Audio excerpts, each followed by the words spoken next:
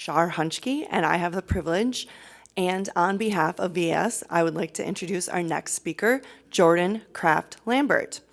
Jordan is the VP of Business Development for VAS, which is a software and data analytics company that provides sustainability and profitability insights to dairy producers. Jordan grew up on a dairy farm in rural Colorado, where she learned to nurture both cows and crops, using innovations across science and business to make a resilient farming system. In her early career as a genetic engineer, she created several varieties of elite rice germplasm, incorporating traits for salt tolerance, drought resistance, and the ability to produce human breast milk proteins. Jordan has held roles in venture creation, strategy, and operations at Indigo Ag, Flagship Pioneering, and Innosight Consulting. Jordan earned her MBA from Harvard Business School and a BS in biotechnology from the University of California, Davis. She is a gardener, photographer, and musician. Her favorite tomato is the Cherokee Purple, and today is her birthday, so remember to wish her a happy birthday later. Please help me in welcoming Jordan. Hey, Shy. Oh, cool. Now I'm outed on the birthday part. I didn't anticipate that. Okay, cool. Well, thanks for joining me today. I want to talk a little about global warming and carbon stuff. So, but first I want to start by telling a little story. Remember, if you will, the last time all of your cows got out. For me, the last time that happened, it was night. It was fall, so it was cold. It also happened to be in the neighbor's cornfield, so I didn't know where the fence lines were. There was a lot of corn stover that was going to stab me if I fall down. I didn't know where the ditches were, and in like the general area between the road and the field itself, there were a lot of prairie dog holes. So like a very treacherous kind of environment. About a year ago, a whole lot of people started approaching Valley Ag Software to see whether we had an idea about what we were doing in the carbon and global warming space. And the answer at the time was that we didn't know. So we set up a task force and we wanted to learn a lot more about it. And the more that we learned about it, the more that it felt to me like the night that all of those cows got out, for 3 reasons. The first reason that global warming is like the cows getting out in the middle of the night is because it's really dark and it's difficult to see. And like Mark was talking about earlier, this landscape is constantly changing, politically, scientifically, economically, microbiologically, all the way up and down the supply chain. It's changing a lot, and you don't know what all the terrain is. And one of the most beautiful things that can happen when you're herding cows in the middle of the night is that your brother shows up with the floodlights. So what I'm going to try to do today is show up with some floodlights to illuminate the ground, at least as far as I'm piecing the story together for myself, and hopefully it's a little bit helpful for you guys too. The second reason that climate change is like the cows getting out in the middle of the night is because it's the single most important problem in the world. If we can't get the cows back in the corral, we might as well finish dairy farming. If we can't get the carbon out of the atmosphere, it will be catastrophic for the planet. I didn't used to believe in climate change until I embarked on this particular journey, and now I do. I will show you the graphics that convinced me, but I'm actually not here to convince you. What I'm here to do is tell you that you are a part of a global carbon system, and as a part of a global carbon system, you should understand the language. The third reason that I think climate change is an awful lot like the cows getting out in the middle of the night is because the blessing that comes in the middle of the night when everybody comes to help you is when those people who are helping you are excellent cow people. People who understand how cows move, where you're trying to get them to, what flight zones look like. And just like the dairy industry requires excellent cow people, the dairy industry is going to require excellent carbon people. And I'm feeling pretty good about this for the American dairy producer for 3 additional reasons. The first reason is that dairy farmers are really good at working with very tiny things, microbiomes, seeds, and looking at a global context, milk marketing orders, and global supply chains. The American dairy farmer is particularly well suited to engaging in carbon farming. The second reason that it's really exciting that the American dairy farmer is part of the global carbon supply chain is that the way that we're going to win in this case is measuring. And the dairy industry has been better than most industries at measuring lots of different things over the course of its lifetime. And the third reason that I'm really excited for dairy producers to be a part of the carbon conversation is because as long as you guys have been planting seeds that grow into feed and feeding cows from that feed, you have been carbon farmers. You've been carbon farmers all along. All you're doing is chasing little carbon atoms from that seed to the feed to the milk. So when the cows get out in the middle of the night, while I'm trying to wrestle them all into the space where they're supposed to be, a few questions tend to occur to me.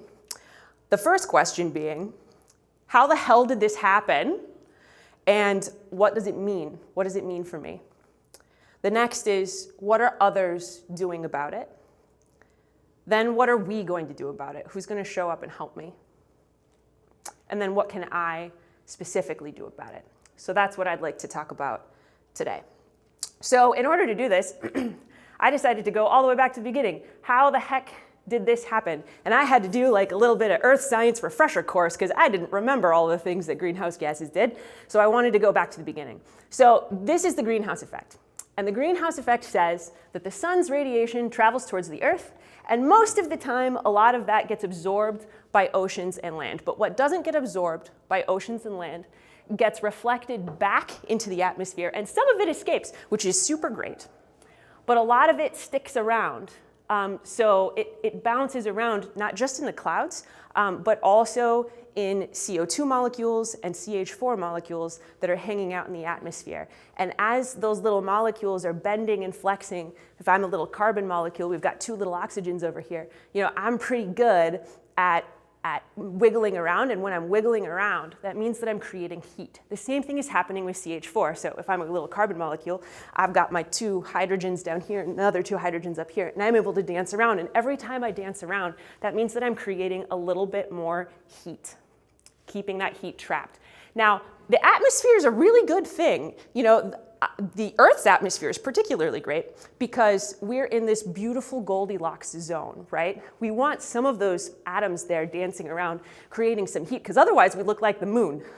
And every day on the moon, things go from negative 100 degrees Fahrenheit to positive 170 degrees Fahrenheit. There's no buffer zone. Life can't live there. That's the most extreme temperatures. We don't even see temperatures that extreme, on planet Earth. It's not a place where life can thrive with that much change.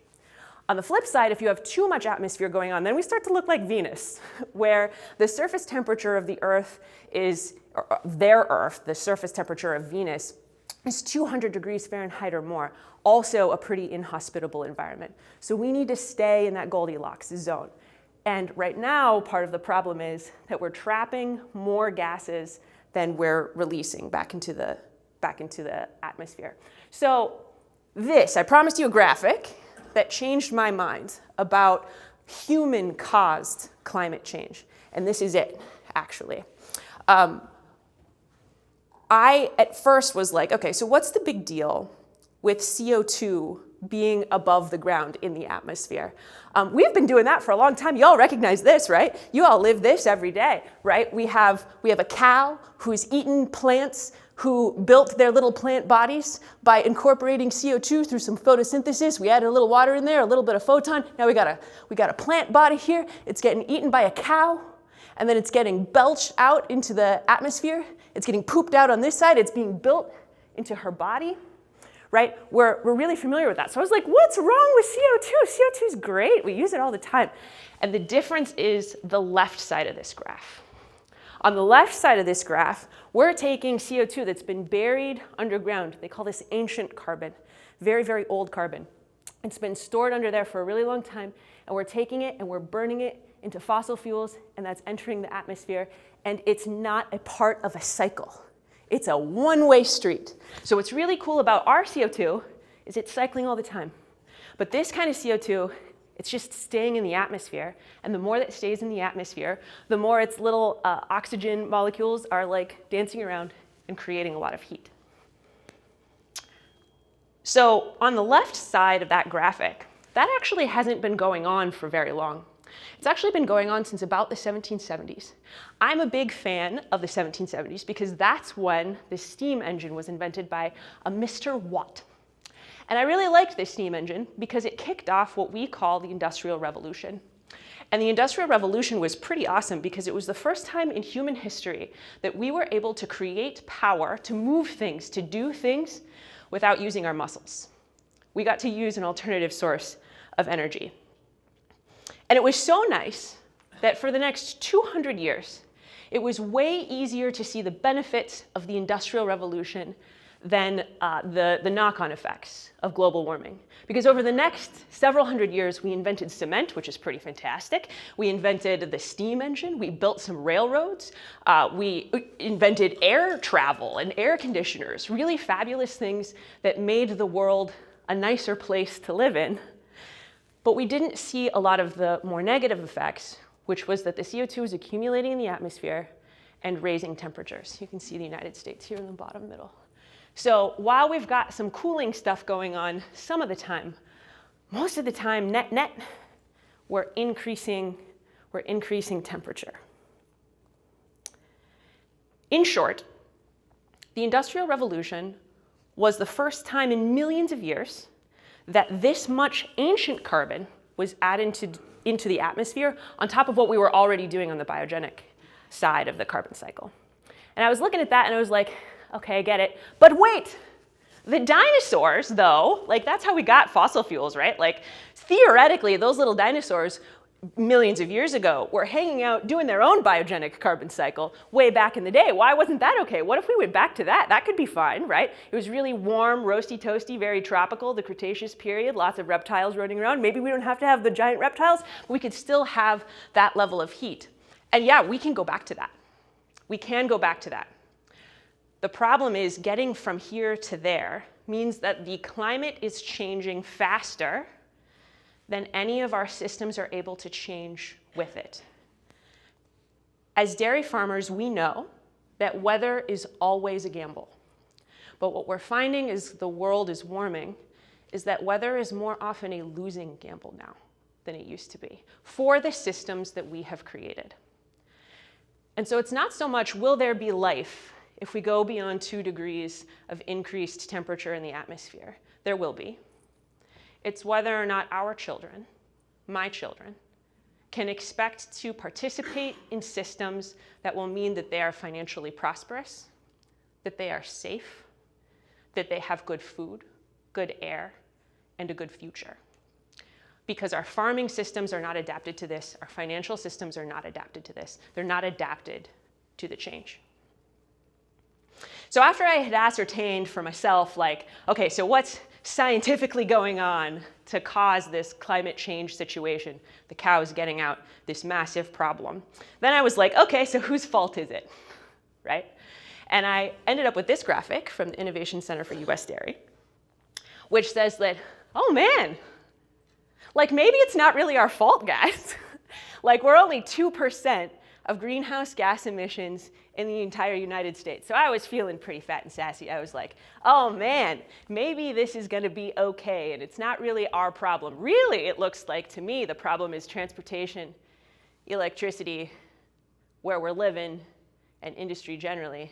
And then I was like, well, I'm a participant in all those things too, as much as I'm a participant in agriculture. But even more than that, I saw this graph. And at first I saw this graph and I was like, oh, hey, this isn't really our problem either. This is China's problem. China is the biggest emitter in the world, and we need to be careful about that. But then I was thinking to myself, I read the other day, Elon Musk is apparently the richest man on the face of the planet, kind of like China. Jeff Bezos is number 2. We talked about Jeff Bezos in the keynote this morning, right?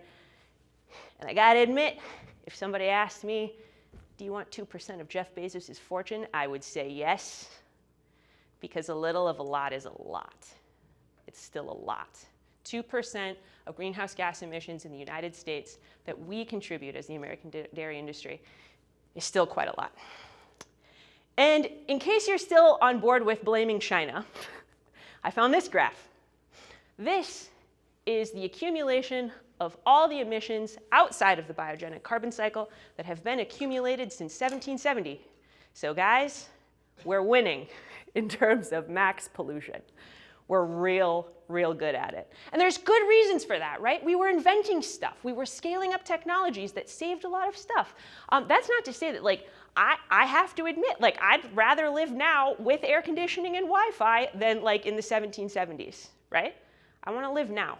So it's okay that we've made it this far. It's just that we have an externality that we didn't see coming until kind of recently. Another interesting thing about this entire carbon cycle is that we're actually talking about several different types of carbon here. On this side, we're talking about CO2. But on our side, over there, we're talking about CH4. And like I said at the beginning, those are different atomical structures, and they vibrate differently. Specifically, CH4, which is the stuff that we're emitting, is, depending on whose math you're using, between 23 and 30 times more powerful at warming the atmosphere than CO2 is. This is a good news, bad news story. So the bad news is that means every molecule that we emit is going to warm the Earth more than the CO2 on the right.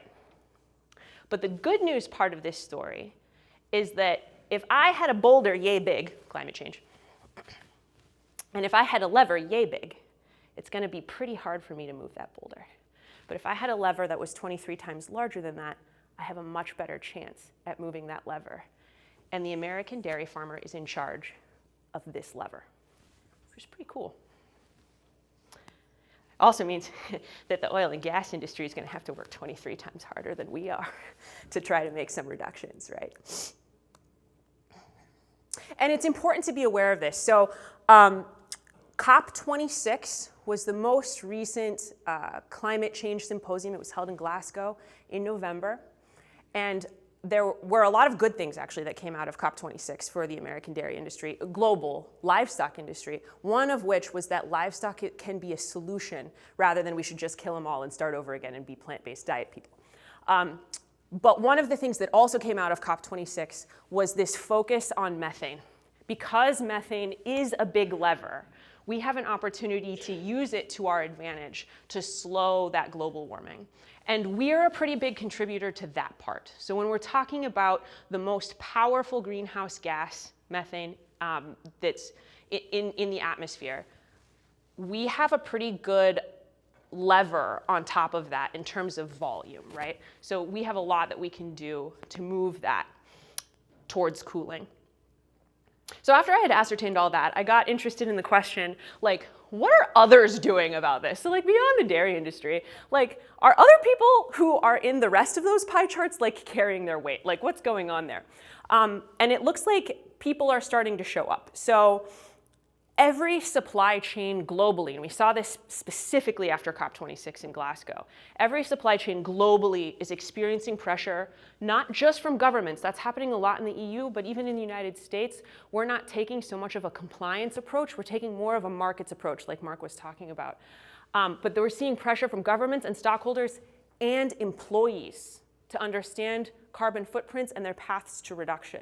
So another really major trend that we're seeing right now is employees in this talent crisis that we have going on right now, the great resignation that the keynote speaker was talking about earlier.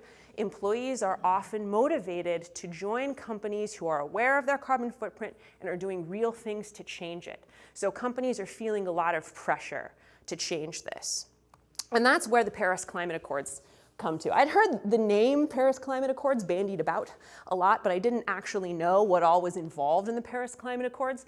And it turns out there's three major pillars. The first one is that we pledge, if you are signatory to the Paris Climate Accords, that we will limit the average global temperature increase to less than 2 degrees centigrade and achieve net zero emissions, right? The second one is to enhance resilience and adaptation to climate impacts. Because that weather is getting more erratic, we know that there are more vulnerable populations and less vulnerable populations. If you're living near a sea, you're in trouble. If you're living in a desert, you're in trouble. If you're living in California, you're seeing a lot of wildfires, you're in trouble. So what we're trying to do is enhance resilience to those really vulnerable parts of the world.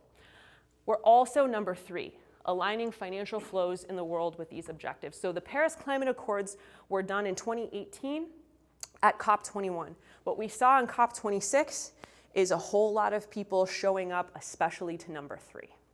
So banks are really starting to take action on the belief that their portfolios are at risk from climate change. We're finally threatening them with money, and it's real. The more drought that you have, the more flooding that you have, those are assets that banks are invested in that are being destroyed. It's hurting them. So they're starting to move their capital towards parts of portfolios that are less at risk so that they can mitigate risks that are already in their portfolio or eliminate them altogether. This came out just after COP26. This was front page of the Wall Street Journal. Most of the world's big banks, its major investors and insurers, and its financial regulators have for the first time signed a coordinated pledge that will incorporate carbon emissions into their most fundamental decisions. This is a pledge. It is not legal.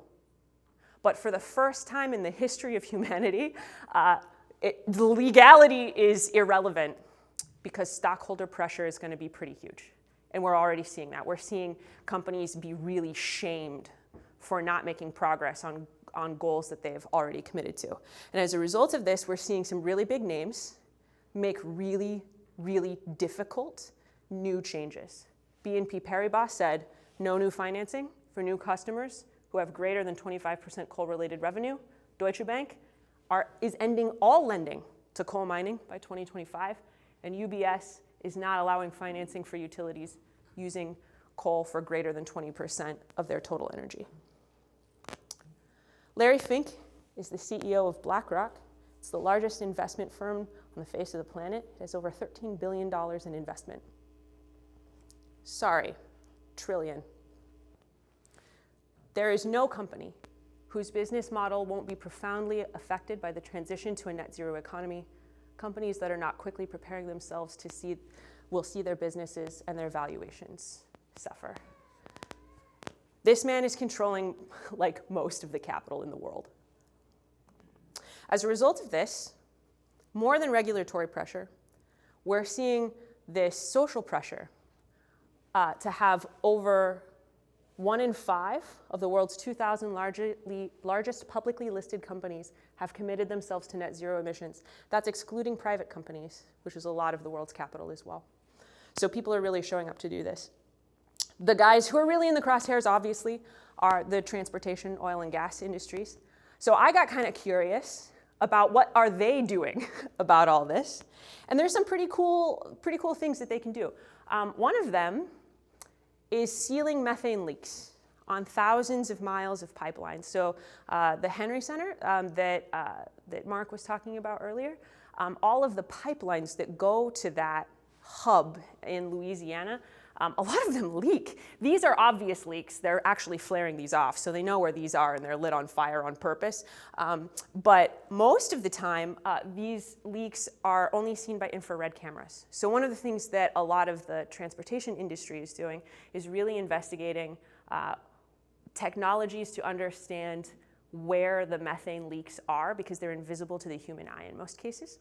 And one of the things that they're doing right now is satellites. Turns out you can see that stuff from space in infrared technology.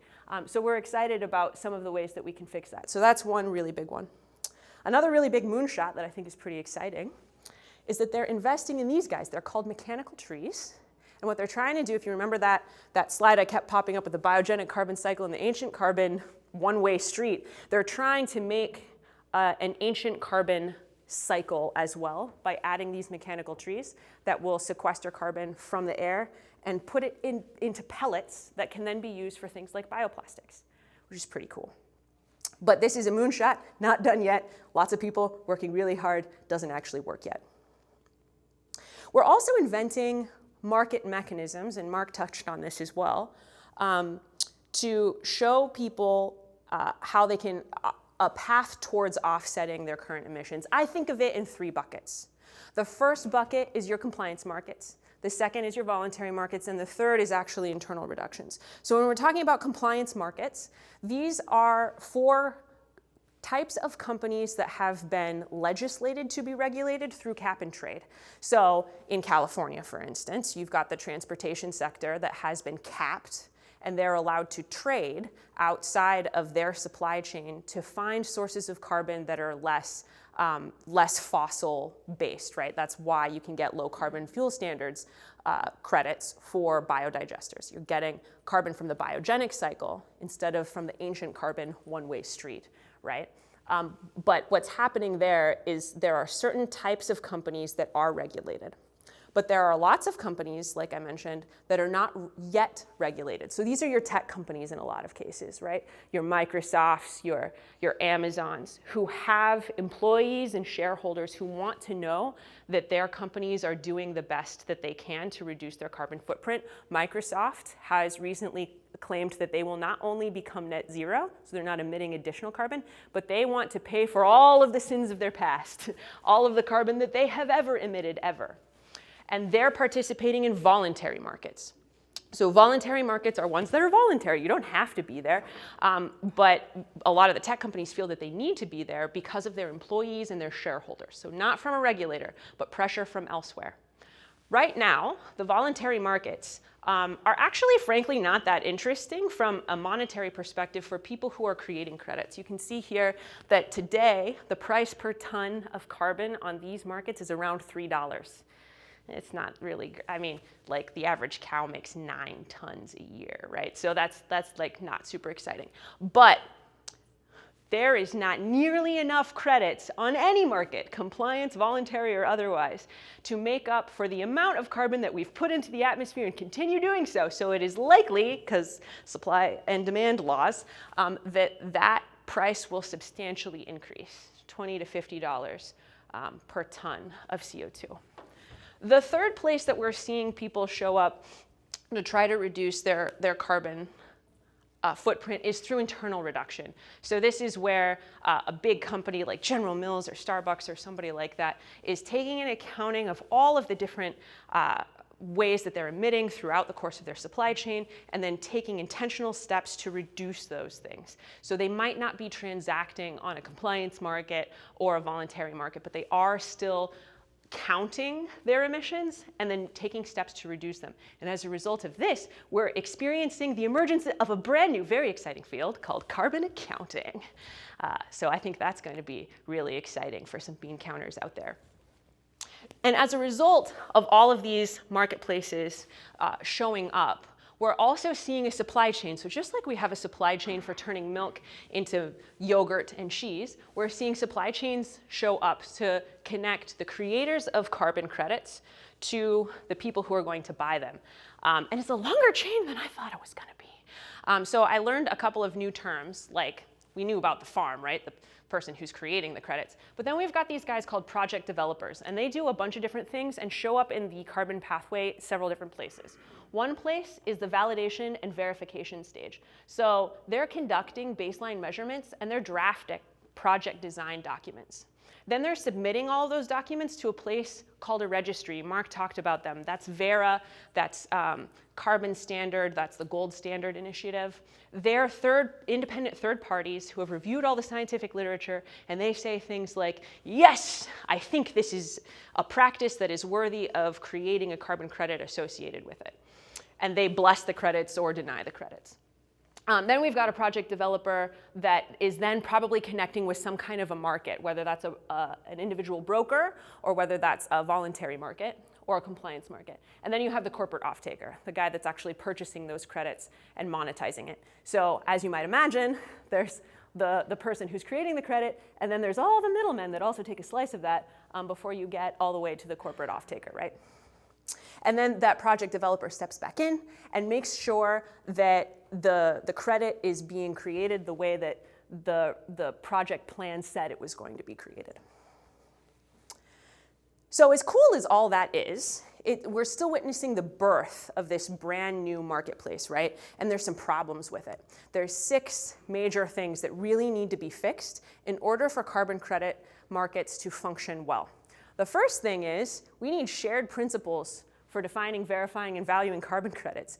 Mark had a list, and I have a list too, of all of the different interventions that a dairy farmer can engage in to create a decrease in greenhouse gas emissions. It's a long list, and we don't have protocols in place for verifying all of those credits. We don't have a shared understanding of how to measure them and adjudicate them. We also need to develop some core contracts that make it easier to purchase large quantities of credits. Because there's all of these different credits that are made in all of these different ways, it's really hard to understand whether an individual credit is valued appropriately, which makes it really hard for a huge corporation like Microsoft to buy enough of them and know that they've offset the stuff that they're intending to offset. We've also got to establish trading and post-trade infrastructure. This allows us to have high volume purchasing, and it allows banks to create new finance products like options on credits and things like that.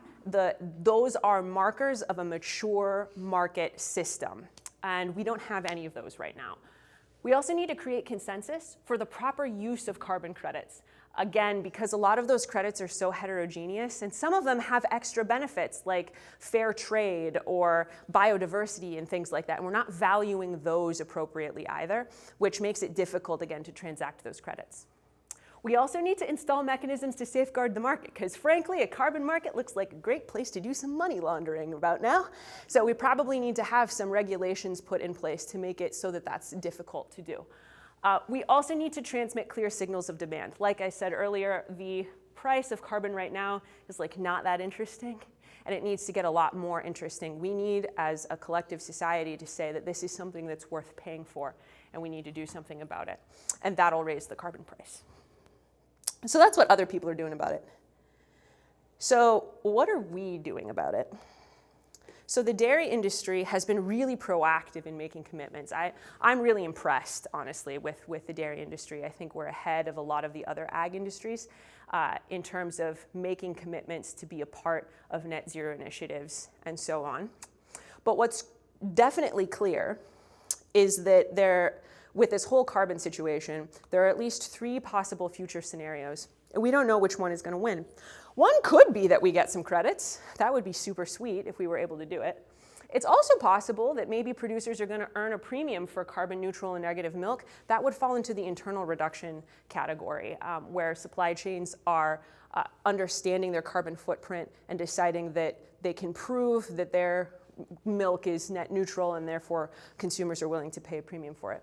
Then there's the doomsday scenario that I don't like, but it could happen, which is that producers may have to reduce their emissions to earn the right to continue farming. I'm encouraged because in the United States that doesn't seem to be the case. That's why we have the California Air Resource Board is doing some really cool stuff with making low carbon fuel standards possible and making biogas part of what you can get a credit for. So I'm optimistic that at least in the United States, we don't have to do the third one, but it doesn't matter which one of these 3 futures is the one that we're going to sit in. And spoiler alert, I think it's probably going to be, in some cases, all 3 along different metrics. But no matter what, what's going to matter is measurement. So if you're sitting there wondering, well, what do I do about this? Measuring is a really good idea. Even if you don't change anything right now, measure as many things as possible. Feed, health of your animals, soil carbon, whatever you can get your hands on.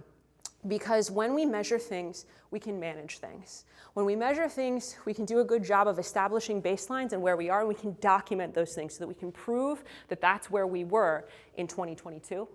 We can explore on-farm change scenarios as we learn more about how certain interventions can in fact impact the emissions and reductions that we can create. We can then make good decisions about which things we actually want to incorporate on our farms, and then we can create that change on farm in a documented way. And then we can see whether or not it worked and share that information with other people in the industry so that we can all improve. So what specifically can a producer do to farm carbon? There are 3 ways that American dairy producers can engage in farming carbon. The first one is reducing enteric emissions. The second one is reducing manure emissions. And the third one is improving soil health on cropland, so sequestering carbon. And for me, it took me a minute to understand the difference between emissions and sequestration. So I found this graphic super handy dandy. So emissions is extra carbon you're putting into the sky. Sequestering is actually taking that carbon out of the atmosphere and sticking it somewhere else. And in this case, we can put it in the ground. So when we're talking about enteric emissions, what are those exactly? So that's the result of a cow burping out CH4. Right? And who's doing it? This guy. This is Methanosarcina acidovirus. And there are other methanogens running around in all your cow's ruminants, but this is one of them.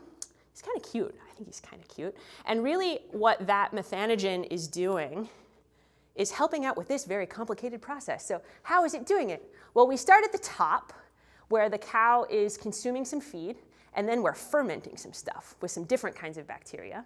And then we break everything down into little subcomponents, sugars, amino acids, and peptides. And then we break that down even further into propionate and butyrate. And that is where we start sending volatile fatty acids off into the cow's metabolism so that she can make fatty acids that show up in the fat portion of your milk check, right?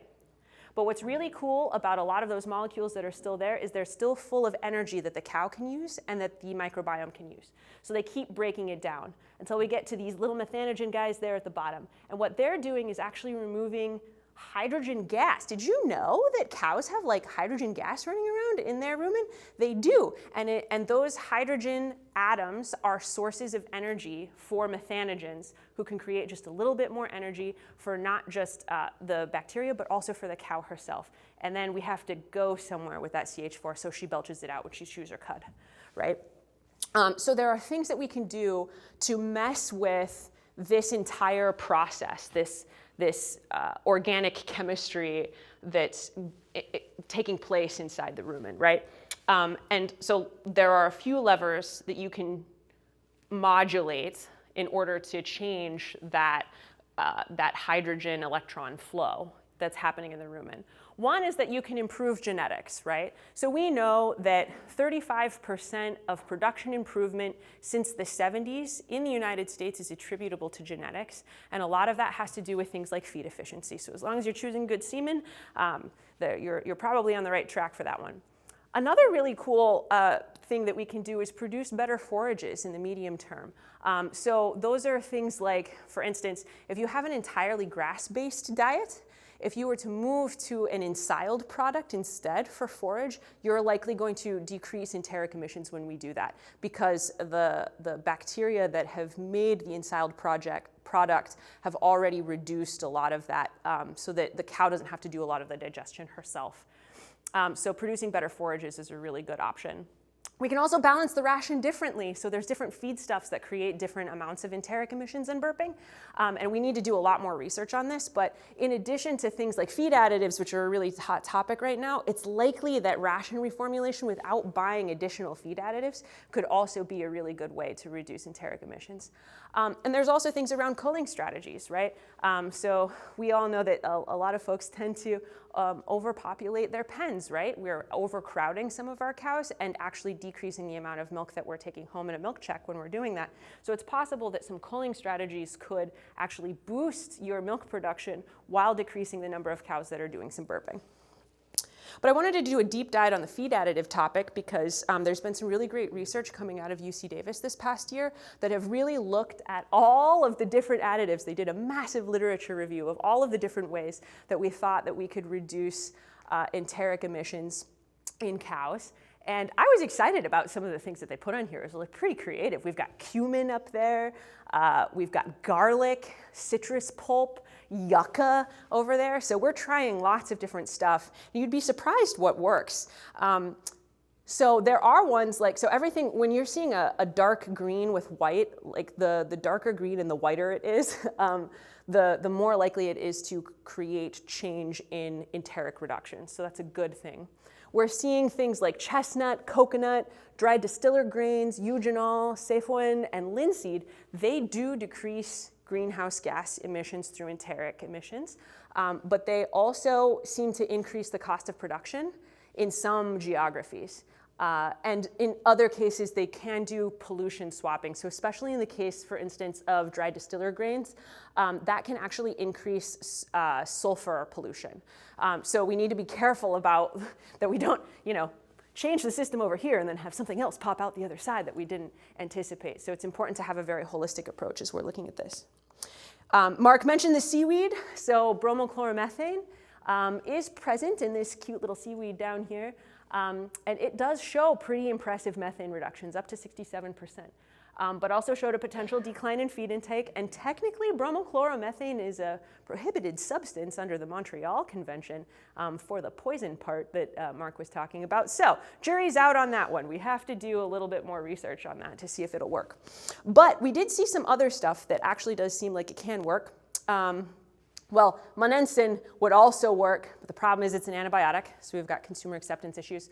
And also the rumen is like adaptive to that. It's like, oh, I got the monensin and then it went down, but I've adapted to that now. So it's not a robust, prolonged effect that we're seeing. But ones that do seem to be working pretty well, nitrate is one. It's showing up to a 22% decrease in methane emissions. Unfortunately, if you feed too much of it, it can be toxic, but there's a threshold at which it's not, so that's still worthy of additional pursuit. But the one that people are, of course, pretty excited about is DSM's 3-NOP. It has a potential reduction of up to 44%. Its problem is that it's pretty expensive to produce, so you're probably going to need a carbon credit system in order for it to be accessible to producers. But if we were able to deploy it in California, that would be reducing US dairy's carbon footprint by 2.3 billion kilograms of CO2e, and that starts to make a dent in our methane contribution. So that's pretty cool. But then I started to wonder, how are we measuring carbon emissions? And one of the ways that we do it is with a green feed system. As you might imagine, this is not super scalable. You have to train the cows to eat those alfalfa pellets, put their head in there, and then measure how much they're belching while they're in there. So that's not something that's coming to a farm near you probably anytime soon at a price point that's appropriate. So what you do is deploy these things at universities and do a lot of trials to see what your supplement impact coefficient is. So this is an equation from the gold standard protocol for Mutral, which is a feed additive supplement that you could give to your cows to reduce carbon emissions. And so if you had a project developer approach you to put that feed additive into your ration, then they would create credits on the basis of this equation. And what you're seeing up here is everything in green is data coming from the producer. So how much food they're eating, how many animals you've got, that kind of thing. Then you've got in yellow what's given by the feed additive supplier, and that's the impact coefficient. As you can see, it's just a number that you multiply the number of cows by. So that number is derived from those green feed systems that I just showed you. But as you might imagine, that's something that is empirically determined inside a university setting and may not be really accurate to take beyond the walls of that university. So it's one of the things that makes me a little bit nervous, right? We are predicating carbon credit creation. We are creating a market where people are getting paid to do something on the basis of an estimation, on a scaling coefficient. We're not measuring the carbon on farm, which really keeps me up at night, scares me a little bit. So one of the things that we need to be able to create, I think, to make a safe carbon credit system is the ability to scalably measure reliable emissions at a farm level, if not a cow level. So then we've got manure emissions up here, and Mark spent a lot of time talking about this, so I won't go into much depth. But in case you're wondering who's doing this, it's basically the same guy. It's basically the same process going on in your manure as it is going on inside the rumen. It's just easier to collect all the manure than it is to collect all the cows and measure the methane that's coming off of that. So what do we do about that? I think we know most of the answers to this. We can cover lagoons, we can separate manure, install biodigesters. Two things that I'm pretty excited about coming up though is it looks like vermiculture, so using worms as part of your waste management system, the worms and the microbiome that they're using doesn't go through anaerobic digestion, which means that they're not creating methane. So the methane never got created, which is really cool. There is a farm, Royal Dairy, out in the Pacific Northwest that is actually getting credits from Nestle for having used a vermiculture system to treat their lagoon water. And then there's also biochar and other manure additives that can be added into your lagoon that will reduce that methane production. So then you've got carbon sequestration. So what is that? Soil-based carbon sequestration is a way to remove CO2 from the air and store it somewhere that it can't easily escape. And one of the things that is really coming to attention right now is that there's actually 3 types of soil carbon, not just one. So and each different type probably should have a different credit value associated with it. So there's particulate organic carbon.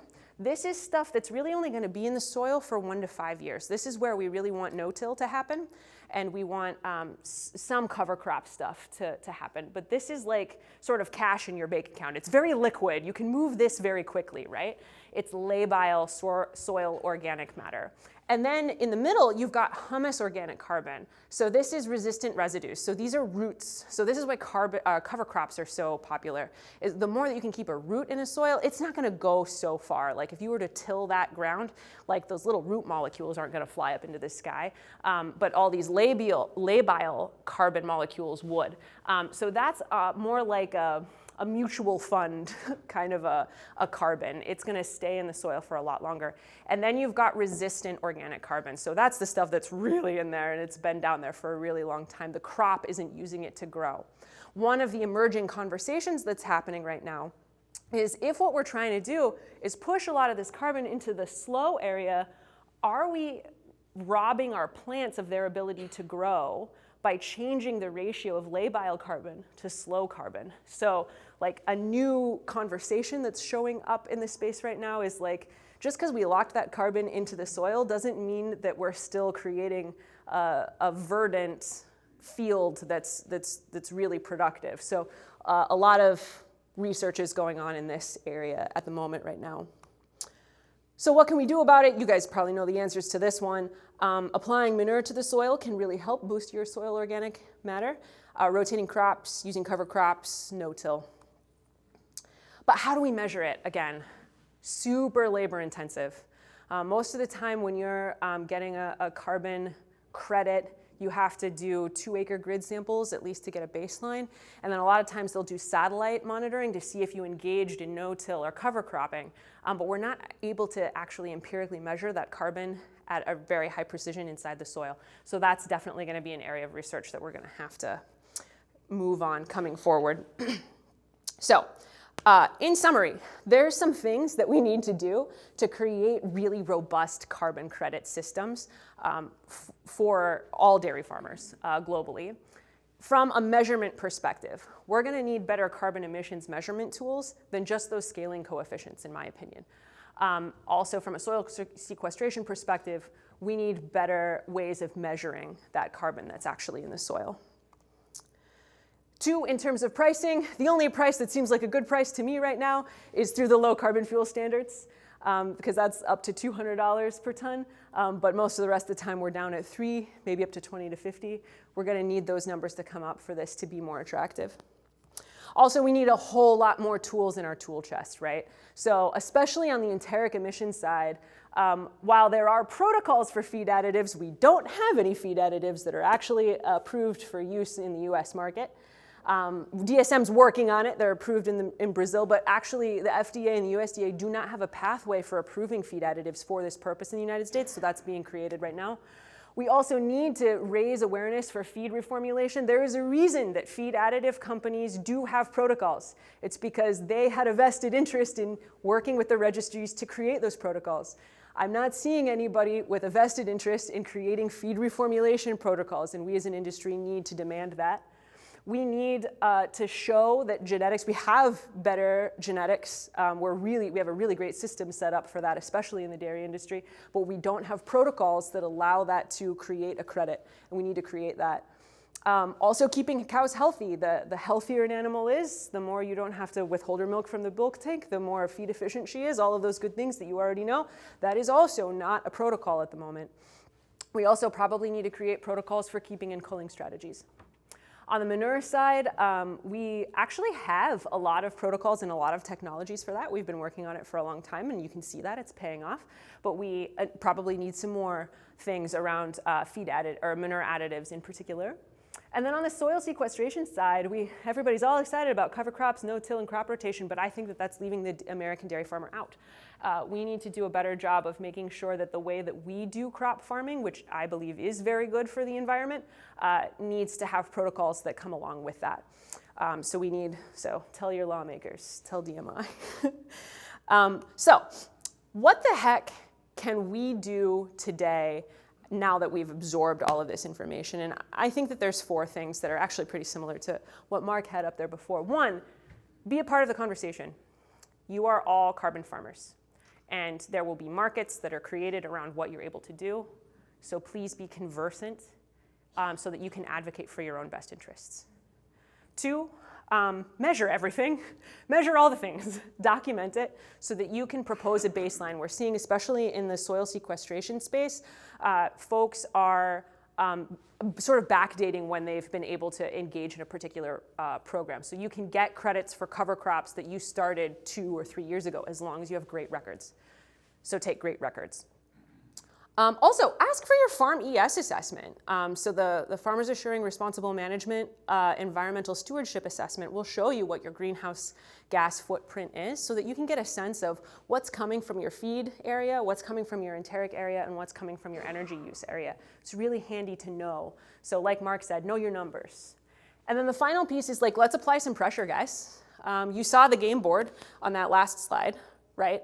All of the different things. Oh, I don't know if I can. Yeah, you're seeing all of these things. Ask for these things from your suppliers. Ask your feed additive companies. Ask your nutritionists. The more that we're talking about this stuff, the more people will see that there's a center of mass around demand for these things. So please do ask. So with that, I think that's all that I had. So if there's any questions, I would love to hear them.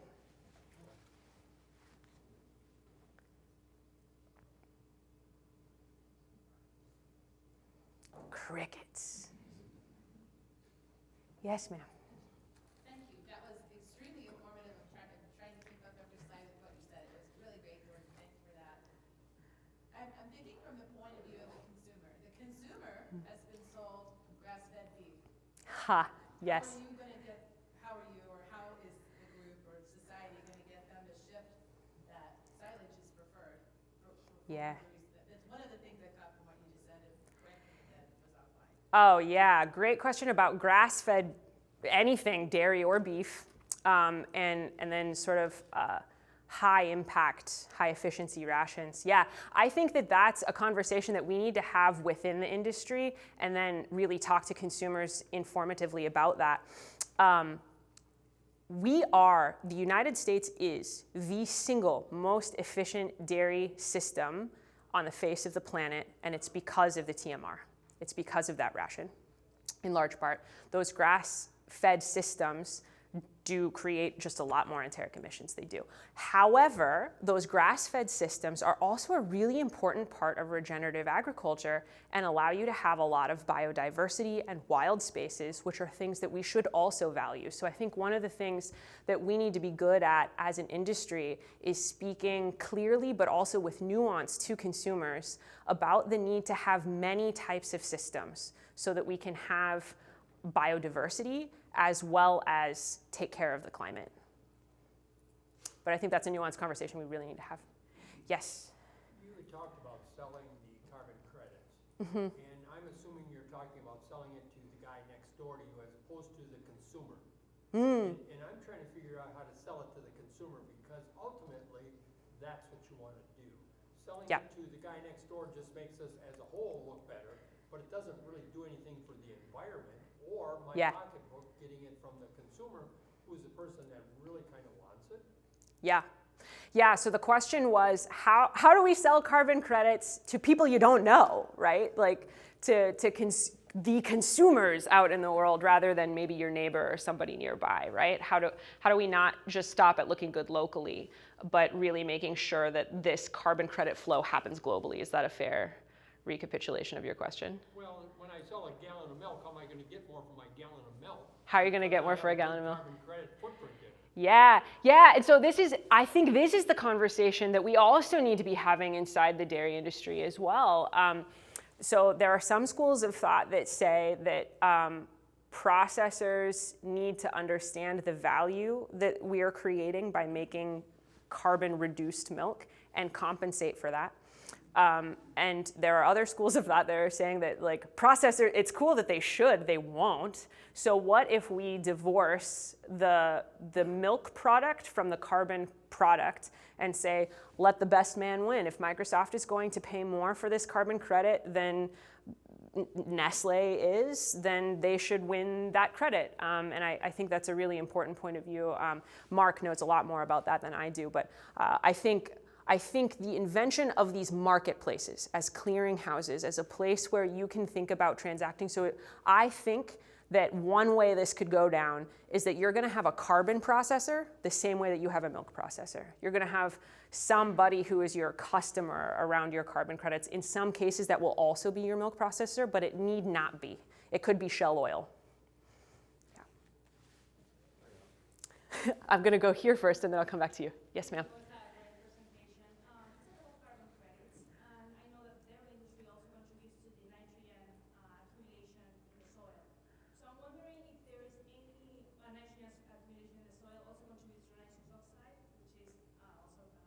Yes.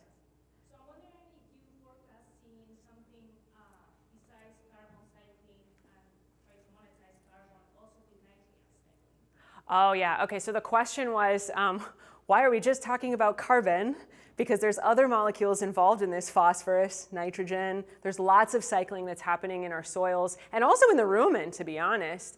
And I think that really comes back to a point that Mark also made in his presentation about ecosystem services. And I think it's a really good point. We are coming to a renewed understanding, a new understanding of the role that carbon is playing in our lives. And it's not the last one, it's just the next one, because we will need to reckon with nitrogen, we will need to reckon with phosphorus too. So I think one of the things that we can be really doing now is building systems that make it easy for us to incorporate new data types that we need to optimize for. Right now, we are so optimized and so good at fat, protein, somatic cell. We're gonna add carbon, we're gonna add nitrogen, we're going to add phosphorus. Get used to adding stuff. So build your software systems, build your management systems, build your systems to be able to play three-dimensional chess. We're optimizing for more than one variable right now if we want to continue living on this planet. Yeah, great question. Yes? Okay, a couple months ago, we started adding whey or lactose to our cow's diet. Yeah. Does that increase or decrease the methane they would emit? Oh, good heavens, great question. So does the addition of lactose increase or decrease enteric emissions? I have no idea, but we should ask that question. Yeah, like, that's a great question. I don't know. Let's ask UC Davis. For sure. Good questions. Cool. Yes, sir. So some of these companies that are out there, Agoro, Indigo, that are in that marketplace, in the carbon marketplace already, should we be jumping in with them, or should, obviously there are guys that are getting in, right? For Yeah. $20 an acre. The guys Yep. that are already in that regenerative ag circle seem to not be rewarded as much as guys that are in the conventional system yet. Correct. From my perspective, right? So jumping into a company like that seems a little bit more unattractive at this point. I guess my question for you is, do you foresee it getting better than it is now? I'm there, I'm excited to get into this, but we wait and see and wait for the carbon price to go up, because if you lock into a 10 or 20-year contract or whatever it is, Yeah. just some perspective there. Yeah, okay. So I think there might be 2 points that you had in there. One, do we get into carbon markets? Like, is now the time to do that? And then also there's sort of this question of like, people who have been doing this for a long time are not as rewarded as people who have not been doing it and now are changing to do it. So I'm going to address the second part first. Yes, a tragedy of our system right now is that early innovators who have been doing cover crops since the 90s or the 80s or whatever are not getting rewarded. And the reason that they're not getting rewarded for that is because we're trying to take CO2 and methane out of the atmosphere. And they've already been doing a good job. So good job, guys. You took all of the beating for being an innovator, and you're not going to get monetarily rewarded for it. And that's probably true, and that's really sad. It's really sad, and I'm hoping that somebody is going to make that right from an equity perspective. One of the things we can do is talk about that. Don't shut up about it. Keep talking about it, because equity, treating people fairly, is a big part of this carbon conversation, and we should advocate for our own interests on that. So if you are somebody who has been doing this for a long time, be loud about it. The second piece is, is now a good time, considering that the innovators got punished? And the answer is, I am not an investment professional, and so I can't say yes or no. But what I can say is, if I were to do it, I would do it in pieces. Like, I would put a few acres in and see what that looks like. What does it mean to do this? What's good about it for my operation? What are the negatives that I'm going to have to manage if I am going to do this? But I wouldn't convert everything right now. I would wait a bit. But then I think of it as an investment portfolio approach. Like, let's take some, see if it works. As the carbon markets evolve and I continue advocating for my interests, I want higher prices for these things, I think businesses are going to show up with that. And I do believe that carbon prices are going to go up quite a lot. I do think that that's true. Great question. Anything else? Yes? For those of us who've been advocates for carbon, have grown cover crops for 20, 30 years. Oh, you're one of those. Good job. Thank you. Who should we write to advocate? Sorry, what was the question? Who should we write to Oh, specifically? yeah. Who do we say? Those of us who've been practicing.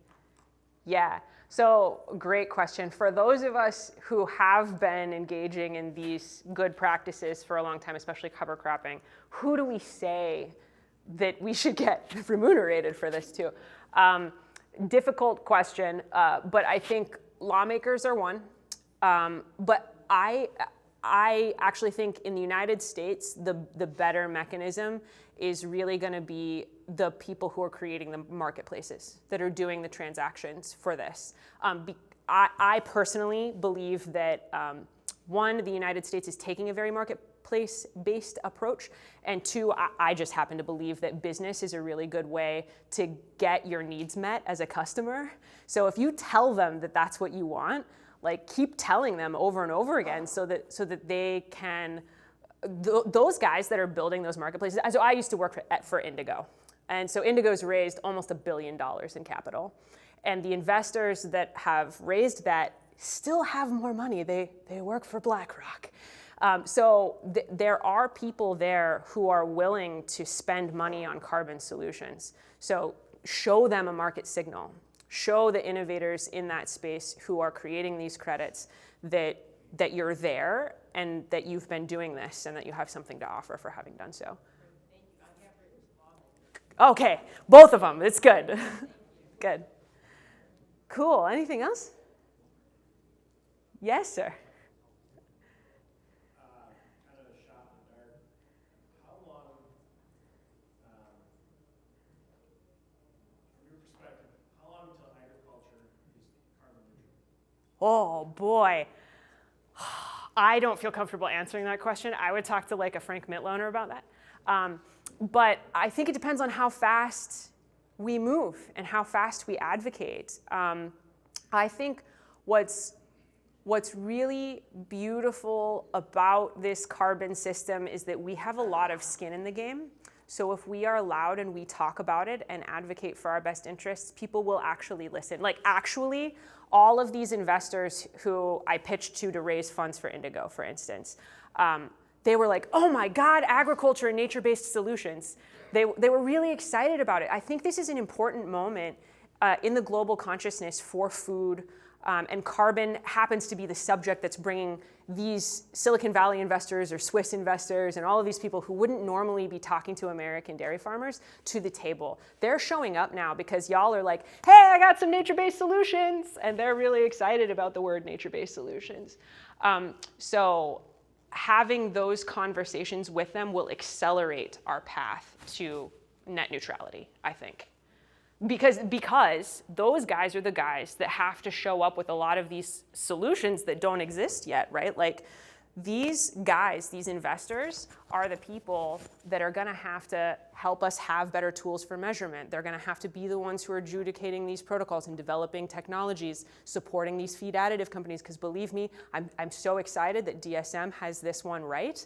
We need more than just DSM though. Like, I don't know about y'all, but I want a marketplace of really fantastic feed additives, not just one feed additive that I have to choose, right? So our path to neutrality is going to depend on how fast we want to move and how willing we are to have conversations globally about this. Great question. Cool. Well, thank y'all for your time. I really appreciate the conversation, and I'll be around if you want to talk to me. Thanks.